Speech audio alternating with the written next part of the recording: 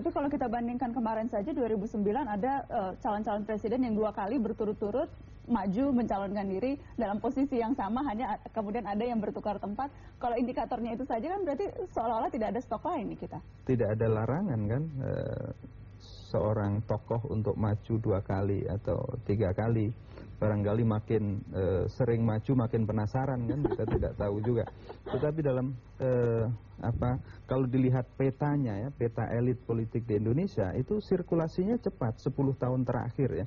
Bahwa di antara para elit itu masih ada para senior, itu bagian dari fakta politik. Tetapi saya kira 2014 secara natural itu akan juga didorong sirkulasi yang lebih cepat. Mas Anies, apa sih sebetulnya yang kalau memang kita berharap 2014 and beyond akan muncul pemimpin-pemimpin muda, pemimpin-pemimpin yang membawa gagasan baru dan sebagainya. Tapi apa sih yang harus mereka miliki? Apa syarat utama yang harus mereka miliki? Kalau kita lihat politik itu harus memiliki partai.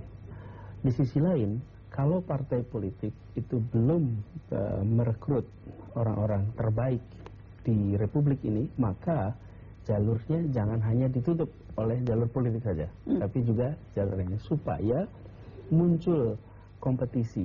Dengan kompetisi itu diharapkan partai politik akan lebih bisa membuka diri, lebih bisa mengkoreksi dan akhirnya berhasil merekrut orang-orang terbaik. Mas Andi, Anda juga optimis terhadap hal itu? Saya percaya dan saya yakin, yakinnya bahwa kita akan bisa mengisi pertumbuhan makro ini dengan champion-champion yang baru.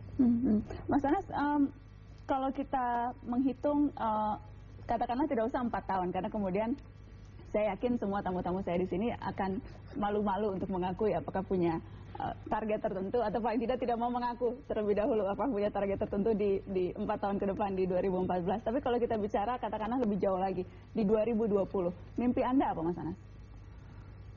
Jangan-jangan saya udah pensiun.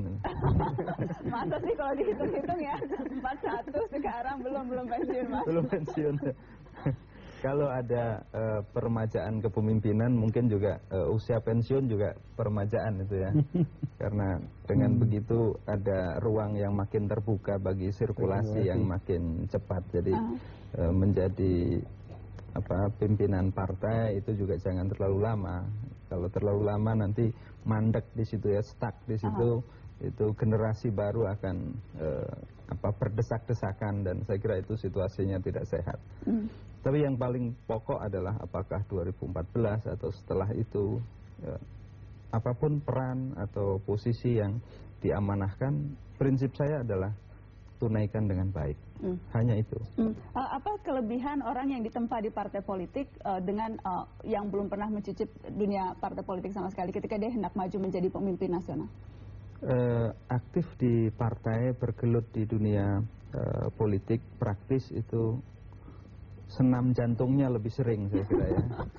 Jadi ada senior yang bilang kalau Anda terjun ke politik itu harus punya jantung cadangan.